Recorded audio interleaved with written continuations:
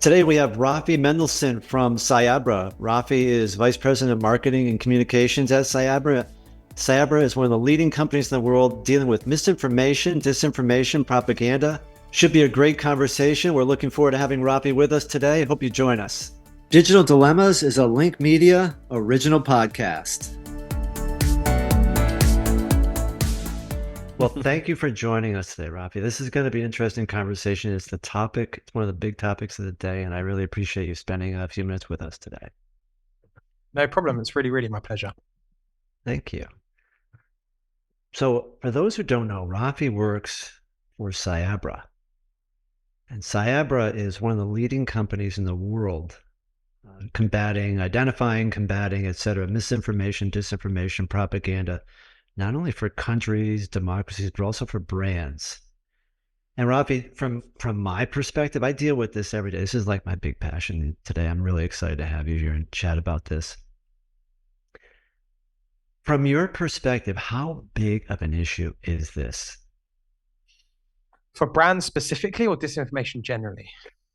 Wow. Disinformation generally. I'm going to cut in. I want to know. I want to know about first. I mean, I would like to address it from a brand perspective later, but in general, disinformation. I think people don't know or want to know or are curious about or are unaware really of the extent of the problem.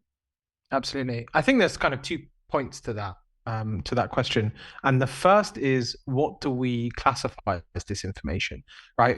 And I think in the past, it would have been elections, right? These are elections. It's to do with that.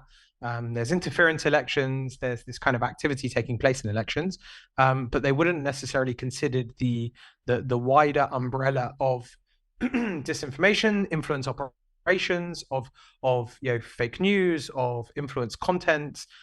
It might be something that's been created, or it might be newer techniques where actually you can take, and I'm sure we're going to come on to this specific technique later, but you can take something that exists and recontextualize it and then make people think it's something else. And so instead of making people think something completely new, you're kind of moving their heads that way. And so under the term disinformation, there are quite a lot of techniques and approaches and things that are taking place right now that is influence operations, right? Essentially, it's malicious actors trying to use social media for their own gain at the detriment of the rest of society. And so the motivations have always been the same for thousands of years, right? Influence, power, money, etc. And under those, we're seeing lots of activities. So the term disinformation, I think we can also reframe, but in terms of how that's impacting us, and if we look at that context, that wider context, then I think it's possible to state that it's difficult to have an experience online without either being affected or someone trying to affect our opinion on whichever matter it is, whichever topic whichever conversation we're engaged in.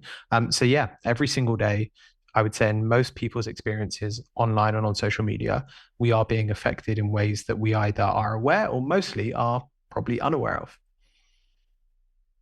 And I think I'm going to ask, I have a question for John, actually, because I consider myself a fairly early adopter of technology. I was on the internet fairly early. I was involved in online communities of different kinds very early on when it had a very different feel.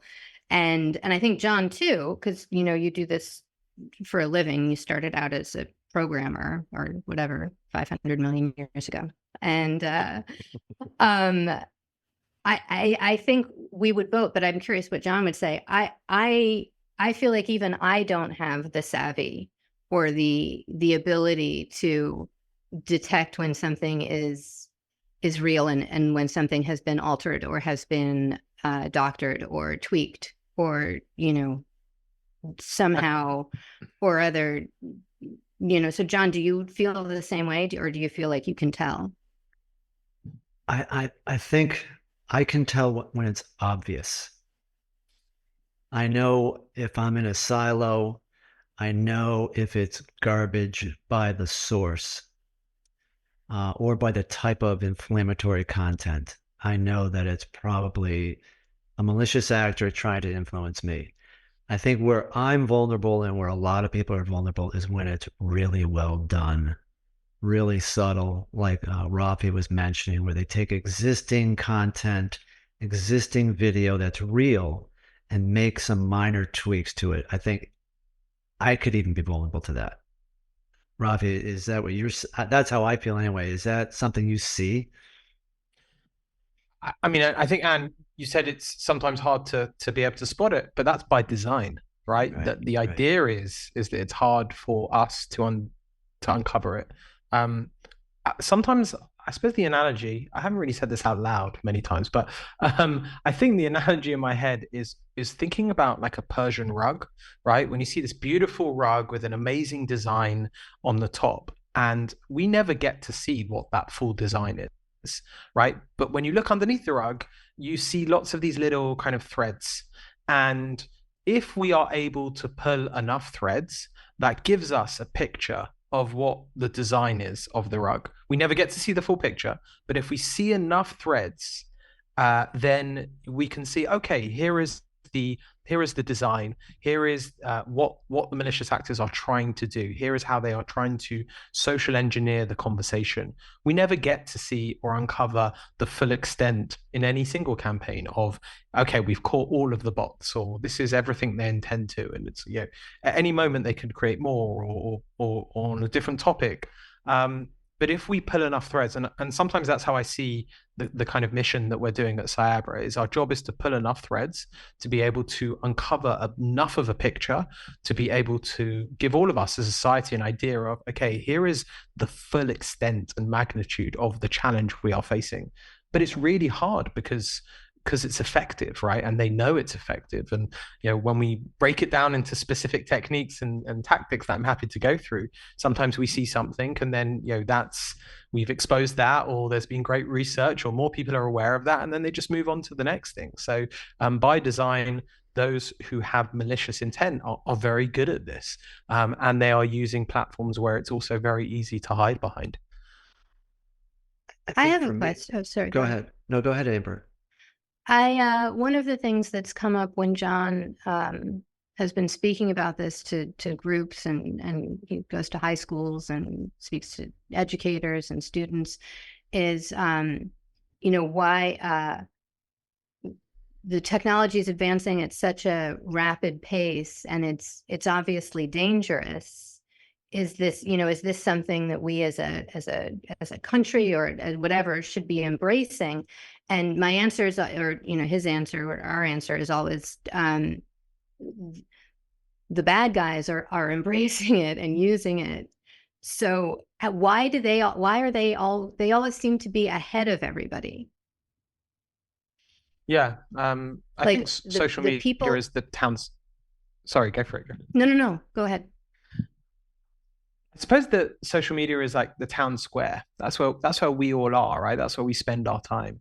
And I think the answers of not spending as much time, or we shouldn't be using it, or we should be shutting it down, it's really hard. It's a similar conversation to do with Gen AI and Gen AI tools, right? That ship has sailed. Not only has that ship sailed, but let's not discredit all of the great that comes from these platforms, that comes from these tools. There's some amazing things that we've seen around the world, but it's now being used and abused and at our negative detriment. So it's a huge challenge. I'm not sure celibacy is the answer, because I think we're past that point. So the question is, what is the answer? Yeah, I would agree with that, Rafi. And I when I talk to my students at university, they feel the same way. They feel as if they're not learning how to use it with support from mentors to determine what's ethical, unethical, how to use it. Social media, the same. They're vulnerable. They're behind. They feel out of step. So I see the same thing with the students. celibacy is not the answer. That's a great way of saying it. We've got to jump in and learn. Someone I heard speak recently said, flex your AI muscle, flex your social media muscle. You've got to get in shape for it because it's out there. The horse is out of the barn. It's running around, and we've got to get good at it. One of the questions I was going to follow up with you is you mentioned a few minutes ago some examples. So even I, who do this every day for a business, I would love to hear some examples of a campaign that you detected, what maybe their objective was, how they went about it, so that I and our listeners can see it and understand better what it looks like, what it feels like, and what they're really doing. Okay, so it's a really good question. We, as a company, we work with governments around the world, specifically intelligence units, to be able to scan these conversations or publicly available information to be able to identify threats. And it's quite interesting because we started off really as a company working with governments, but we've been on this really interesting journey, I suppose, as the journey of threats have also evolved online, where we're seeing more and more of these examples affecting brands. And so, for example, this week, right, Rip Curl, the retailer, right, the kind of surfing lifestyle global retailer.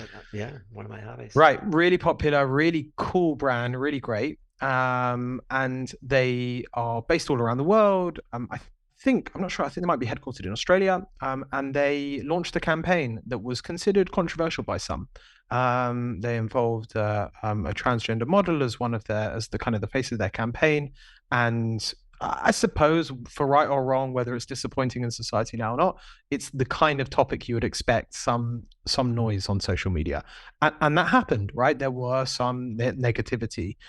But what we have observed over the last, I'm really literally only talking over the last few days, this is something we've been tracking, is that all of a sudden the conversation exploded.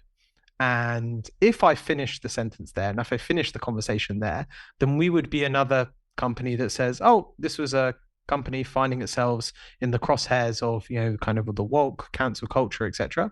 And that also might be the conversation that the brand's having right now. But actually, when we broke it down and when we used our platform to identify both the conversation, but also who's involved in that conversation and what proportion is fake versus real, we actually saw the initial wave, which was a wave, but excuse the pun, of conversation on social media were mostly real accounts. They were negative, but it was real accounts. And then we suddenly saw a 400% increase in the conversation. And when we looked at that increase, that huge tidal wave, what we saw is it was driven by bots. And then when we looked at who the bots were, we saw a massive coordination. 19% of the conversation about the brand over the last few days were driven by fake accounts. And those 19% drove 30% of the conversation. So when we say a fake account, whether it's a bot or a troll or a sock puppet, you have to look at it with nefarious intent, right? It's been created for a specific reason, different from you or I creating a fake account. And so 19% of the conversation was driven by fake accounts. And those 90% consumed 30% of the conversation.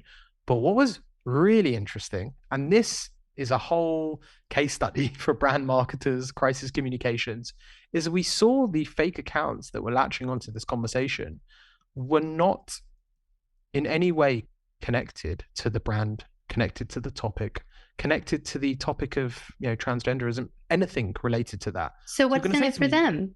What's in it for them? Why are they doing it? What we uncovered were tons of bots that were in the early stages of the creation of their being, right? And when often in the creation stage of bot networks, they want to engage in conversation to appear real, right? In order to give themselves the air of authenticity, you want to engage in conversations like normal people, right? You want to be interested in what's trending. You want to be taking part in current affairs and what's topical. And simply because the brand was trending in some countries because of the original wave, right? Which under normal circumstances, you could expect them slightly trending. I don't think they were even trending top, and then they would go away. But actually, because all of these bots were in the, okay, how do we appear as real? They simply saw, or the creators behind it saw, okay, what's trending? Now let's post content. And the content they posted was nothing to do with the brand. It was mostly actually Indian content related to topics in India, which gives us a suggestion that these are bots that are being created in preparation of the upcoming Indian general election. And they simply wanted a topic to talk about in order to appear more real.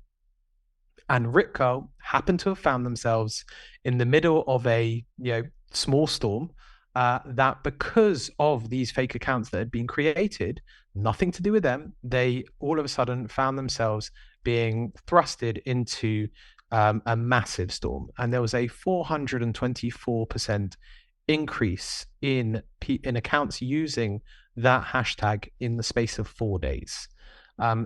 And that huge wave was mostly driven by those fake accounts and what we believe and what we've assessed that are fake accounts in preparation for the Indian election. That are just sort of learning how to be normal, right? It's kind of a bot trying to take its first steps into the social media world. And they're just seeing what's trending at that moment. And so we're seeing these kinds of tactics and malicious actors who create bots. This is even the creation stage. They're not even posting stuff yet related to the election or trying to pump out stuff. And they're just latching onto this hashtag. Now, if you are Ripco, I'd imagine they'll be tracking the conversation on social media. They'll be tracking the mentions of them.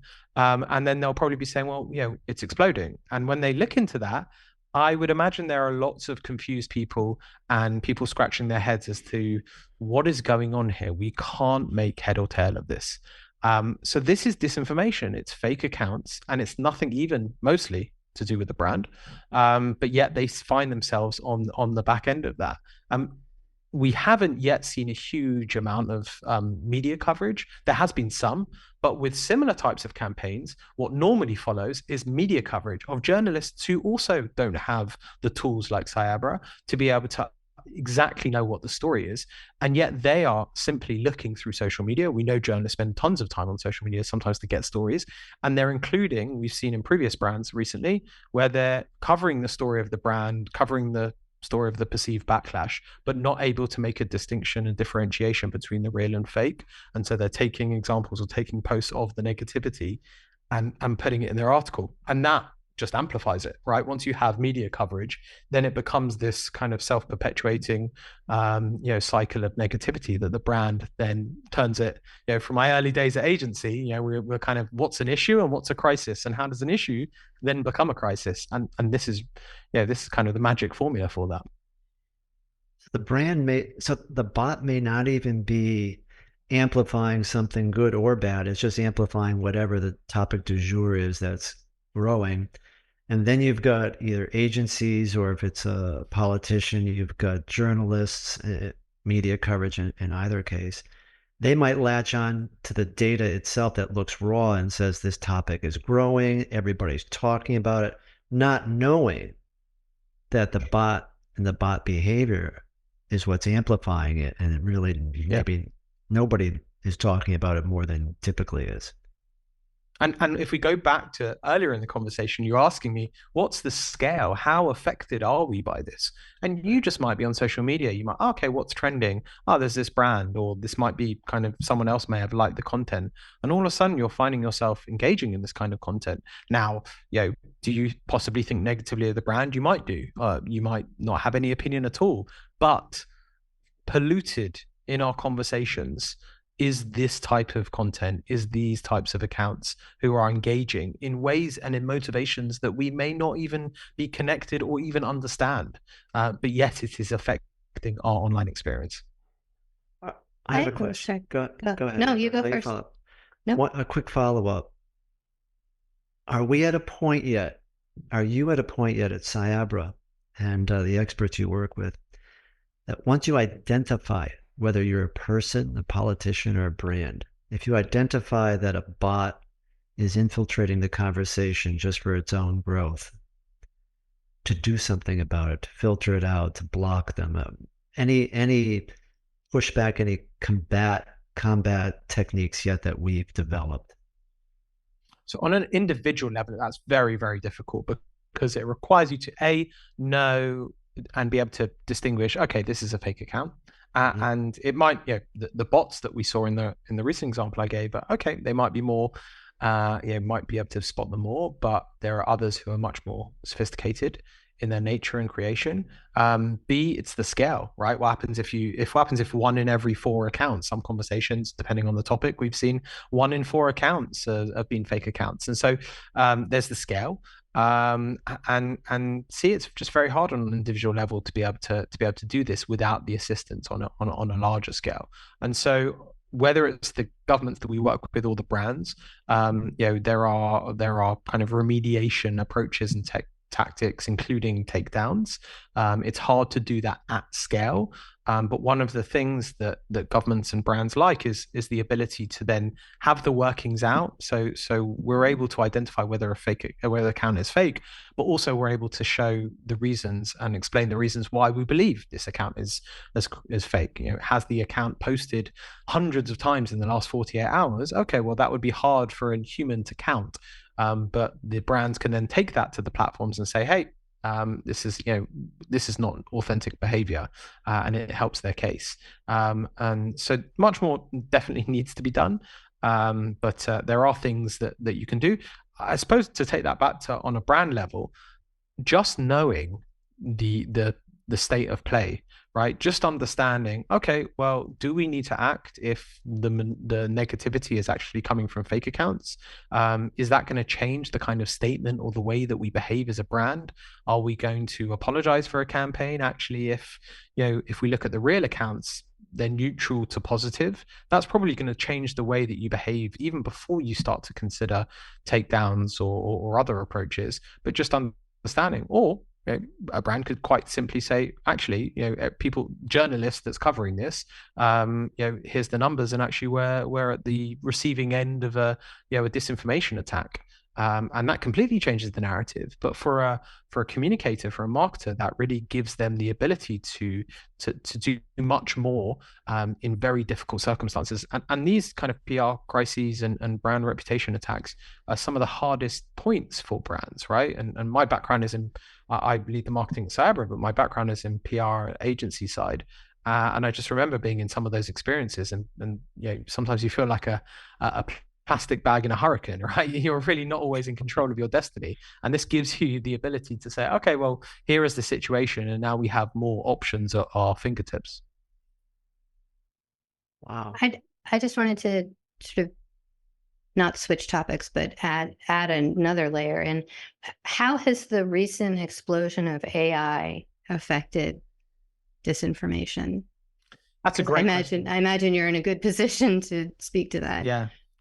So AI, I suppose it's similar response in terms of it's great tools, the way it's used for good and in really exciting ways, in ways that we haven't really fully comprehended yet as a people. I was reading a couple of days ago about the application in terms of medicine, and the creation of new types of medicines that we weren't even able to fathom. But when we think of AI is being used in the creation, right, of accounts. But where it's really being used the most and being most effectively used by sorry, for some reason my phone's still where AI is being used to most effect is in the creation of content. Now that sounds obvious, but when we look at disinformation and the framework of disinformation, this isn't a Cyabra thing. This is kind of an industry thing. But we think of the A, B, and the C, the accounts, the behaviors, and the content. And so put your minds for a second, put yourselves in the minds of a malicious actor. When you are, again, whether it's for power, influence, or money, you're looking to conduct a campaign, you're going to be thinking about the A, B's, and C's. You're going to be thinking about which accounts do I need to create? How many accounts? Are they bots, or are they sock puppets, or are they trolls? Or do I need to create them further in advance? And do I need to what types of accounts? Then B is the behavior. What types of behaviors do these accounts have to show? How do they interact with the other fake accounts that I've created? How are they supposed to react with, with other real accounts, as we saw with the Rip Curl, right? These bots were supposed to behave in ways with other humans and engaging around. And so there's the behaviors, and then C is the content. What type of content are they putting out? When it comes to the content, that's where we've seen the biggest, massive revolution in terms of the use of by malicious actors using Gen AI tools. So even before we even get to deepfakes and the kind of the most talked about or the far out unbelievable examples of disinformation and fake content that we're seeing, just on the text, if you are not English as your mother tongue, your ability to write text where it's kind of believable, right? We've all thought of those bots, and we come across them, the kind of old Bitcoin and crypto that we don't really see so much anymore, but they're fairly easy to spot. The grammar's a bit off, the language is a bit off, it doesn't kind of look quite right.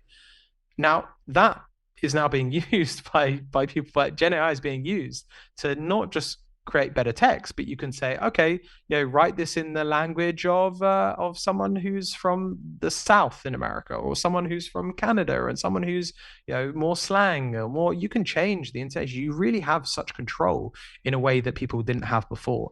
And so content, text, images, deepfakes, audio is now being used to make those accounts more believable, whether it's in conversation between a fake account and a real account, or actually whether it's conversation between fake accounts, again, to give them the air of believability.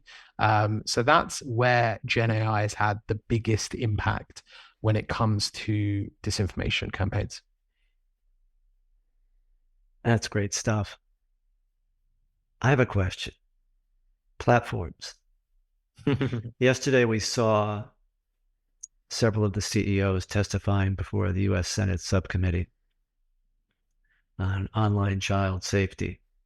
And it got me thinking as we were preparing to talk today, Rafi, are there platforms that are safer than others that you've noticed? And that's one of the things that I had to do with the platforms. Does anybody get into, is there anything out there yet that says, like we have the Good Housekeeping seal of approval, or we have ratings for, even on Yelp, 4 stars, 5 stars, 3 stars.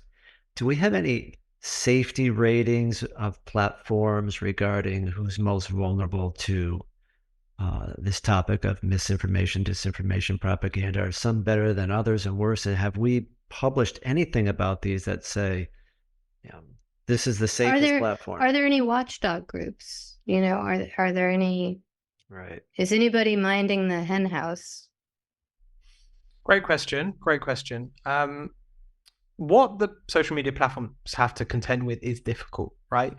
We're not, I'm not going to kind of stand here and bash all the platforms. I think what the challenge they have is huge, right? It's constantly evolving, very fluid, new tactics all the time, Gen AI, content and technologies now at their fingertips. It's very difficult to do this. There are watchdogs. The EU has a watchdog and has a kind of a report that the platforms have to sign up to. There are some platforms who receive slightly more media coverage in terms of the things that they're doing. It's often been X, and in the last couple of days, it's more been Meta because of the hearing in Washington. Often these conversations or the watchdogs or the reporting is based around very specific parameters. So often there's conversations about fact checking, right? And so Meta have lots of fact checkers based all around the world. But it isn't just about fact checking. It's not just about the content, as we've discussed, because it can also be about the accounts themselves, right? It's not just about the C. It can also be about the A and the B. And so there isn't really anything that's all encompassing. Are any of the platforms doing better than others? Probably, yes. Are any of them, acing it and are flying high as students? No, I don't think anyone's doing particularly well. Well, there certainly can be more that can be done. But in parallel with regulators and in parallel with society and us kind of educating, and that's come along, and that's really come a long way in terms of us having an ability, and many more people are less likely just to click on whatever link that they receive. But that's why I think part of the role that we see that we have is to be able to try and uncover all of this as much as possible, so people are aware. And sometimes the platforms are not even aware sometimes of the kind of techniques that are taking place, or the way that their algorithms are being used and abused. So it's a big problem. I don't think I've answered this question directly, because it's a huge challenge, and I think more can be done. But the question is, and the constant debate that seems to pop up regularly, is what could be done, and that's a whole conversation that I don't think we've reached an agreement of even how to approach it. Yeah, that's where go ahead, Amber. No, that's where I was going next. Was if we have parents listening, I know that when I look at content, if I'm not sure, I look at the source. Is it the New York Times? Is it the AP? Is it the BBC? Then who are themselves openly still learning how to discern what's true and what's not true. Like they're not perfect yet either. They're not perfect, and they've been, to some extent transparent about that. But go on, So, sorry. With that said, any advice for parents as to when they are reading content, or their kids are reading content, or their We have 2 teenage boys who spend a lot of time on their phones, which may be prompting some of where John's coming from. And it's when they were much younger, they were on social media early, because we sort of had the idea this is the world they're going to live in. They might as well learn how to navigate it, as soon as possible, because this is reality these days. But it is scary as a parent, and you don't. And I think a lot of parents aren't aware. That sort of, to the first thing I said, aren't aware of what's out there, and the level of what's going on. Any advice for parents? Sorry. I think I remember when I first started working in PR and in social media many moons ago, and I remember someone saying, don't post on social media anything that your parents wouldn't want to see, or you wouldn't want your parents to see. But I think those were in the simpler days, where we were just focused on what we were posting, which is still important. It wasn't necessarily what we are being experiencing in our faces, exposed to. Yeah, thanks. And so I'll give an example. By now, we've established, before we started recording, that John and I are huge soccer fans of the same team. And my wife is an educator. And so, to her credit, she's been able to provide our children with most of their best education. My contribution to the education of our family is my 11-year-old son is indoctrinated and is a complete fan and fanatic about the same team that John and I are big fans of.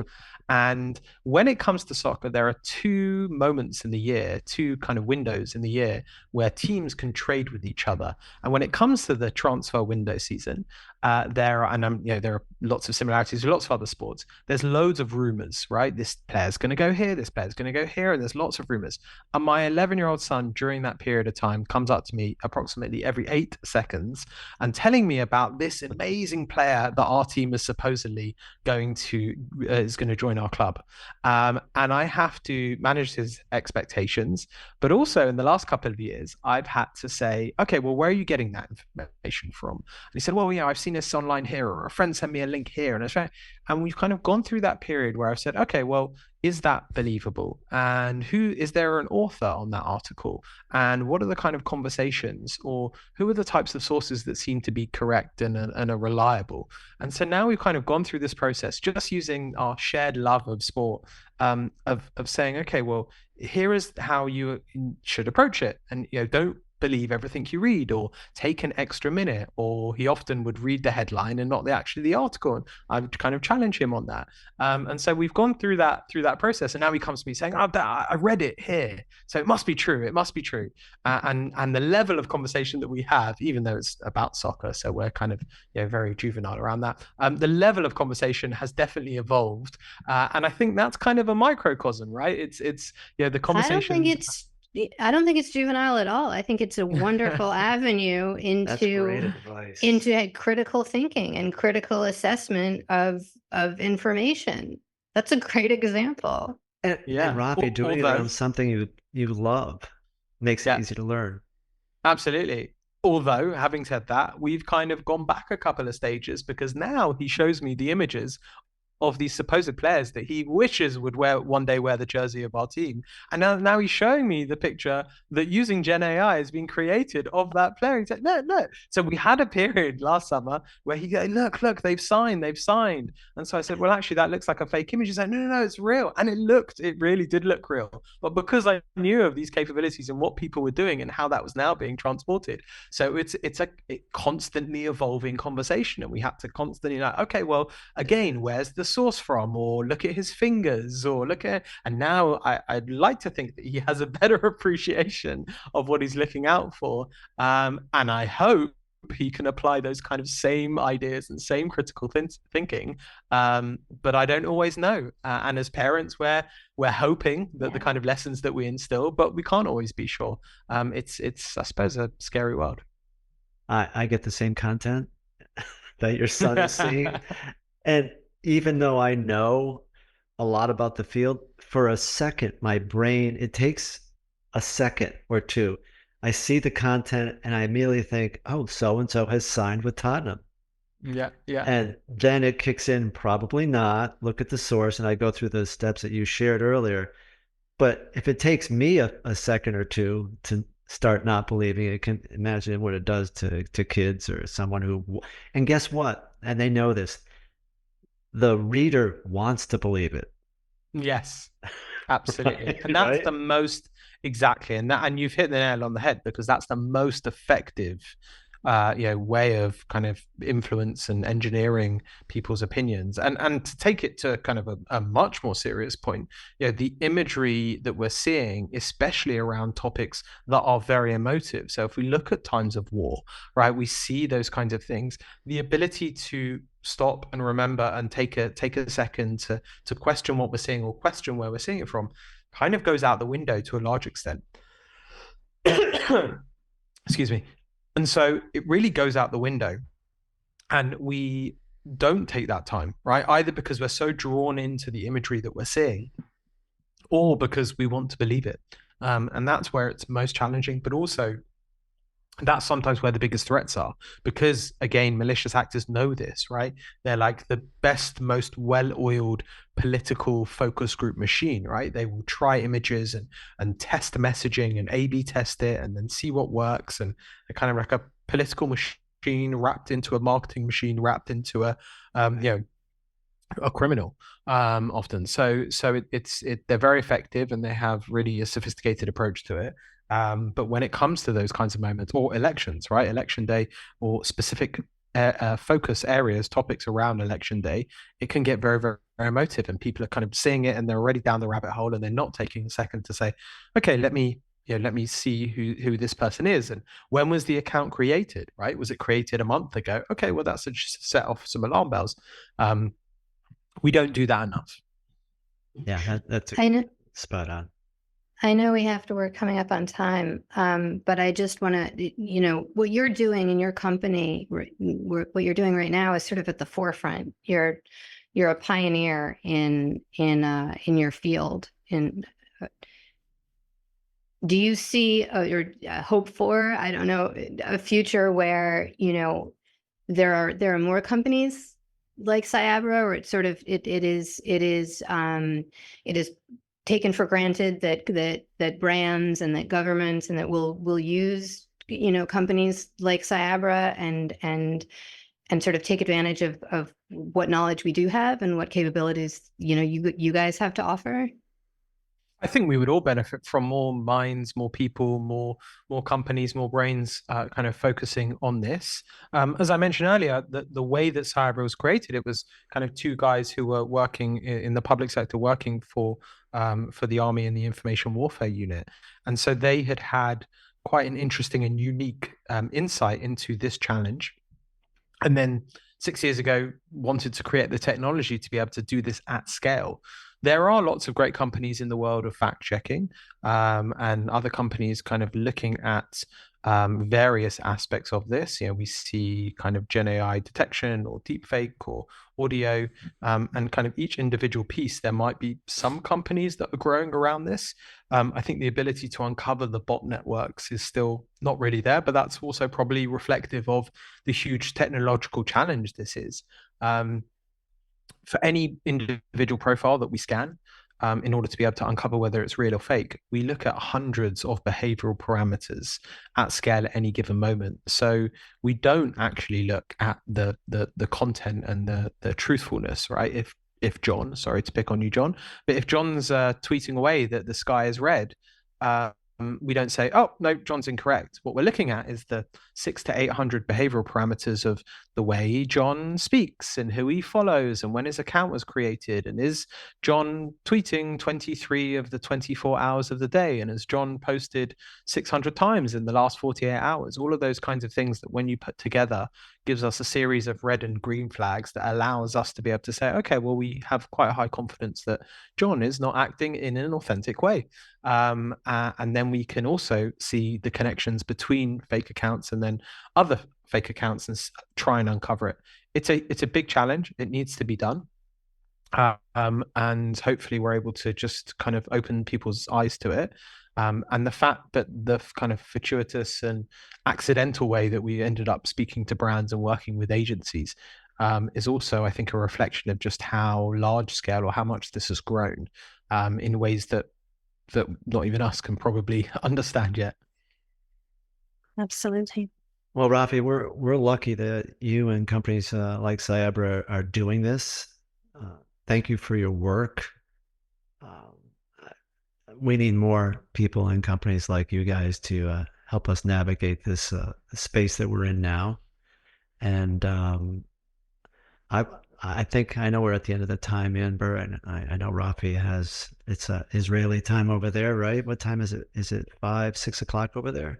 It's coming up to 7 o'clock, but the time has flown. I just kind of realized what time it was. It's been, a positive sign, right? We can carry on speaking like this for hours, I'm sure. We could, and I'd love to have you back sometime in the future, especially as we get into the election cycle, Rafi, and pick your brain about how we're doing, and maybe in the spring or summer, get a little read on how the United States is doing in this space right now as we head into the elections. Absolutely. Thank you so much for having me on. It's been a real pleasure. Thank you for coming. An honor. Thank you so Absolutely. Much. Yesterday, driving home from work, behind a school bus that literally stopped at every house for a quarter mile. 5 houses in a row, this bus stopped and dropped the kids off. You know what you're like? Like it was like a limo service. No, do you know These kids don't walk 5 feet. You're like a Marine. You're like a Marine who's like, I went through boot camp. I suffered. So now everybody should suffer because that's the way you make great Marines. Do you know like what it's like to sit behind a bus that literally they put the red sign out, stop. I'm not sure if you're aware. I too live in Avon. And then, okay, we can go again. No, we're going to go 10 feet. Like, I will give some credence to what you're saying. You walk 10 feet. I wouldn't want my precious angel strolling down Lovely Street. You've seen how people drive. I get it. I understand part of it. I do. You're a cranky old man who's like, I had to walk both ways uphill in the snow, barefoot to school, and children today are pampered and soft. Anybody who watches this podcast that grew up before 1990 can relate. I grew up before 1990. Well, you grew up in the city, so that's different. You weren't behind. You didn't take school buses. If you live in the suburbs, Nick, People can't hear Nick. He's our producer. Yeah, I'm here.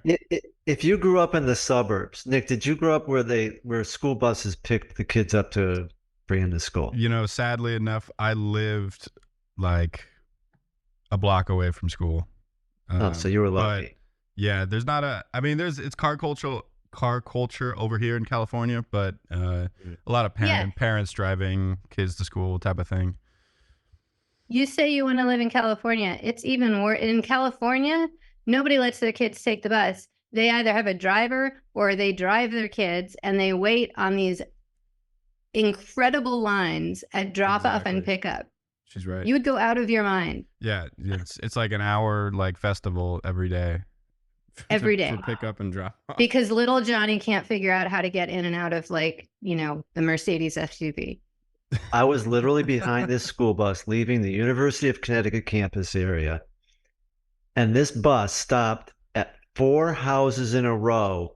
And the houses are literally nothing makes John more apart. angry. If you're in the car with John, that's a special treat, being in the car with John when he's behind a school bus. Because you get to hear not just about, he'll expand upon this. The school bus is sort of in a microcosm, emblematic of what is wrong with kids today. Am I wrong? I'm not wrong. No, you're not wrong, because they cancel school when it might snow. Cancel school, 2-hour delays if it rains hard.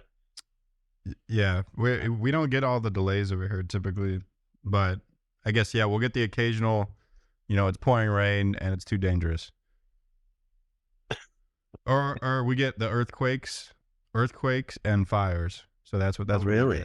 Oh yeah. Yeah, but see, those are actual disasters. Like, yeah, I mean, that's all we get basically. like when half of California is on fire, you know, that's okay, that's legit. Essentially. That's legit. Yep. Instead, we might get an inch of snow. Everybody go to the grocery store, get milk and bread and hunker down. That's what I don't understand. I don't get out of the house again. I will say I understand the 2-hour delay, and I understand because, first of all, you know those kids don't wear seatbelts on the buses, right? It's like the one vehicle. I've had a problem with that since my kids were little. It's like the one vehicle other than New York City cabs that there's no legislation. You do not have to wear a seatbelt. So the vehicle that carries the most children has no regulations regarding children's safety on a moving vehicle.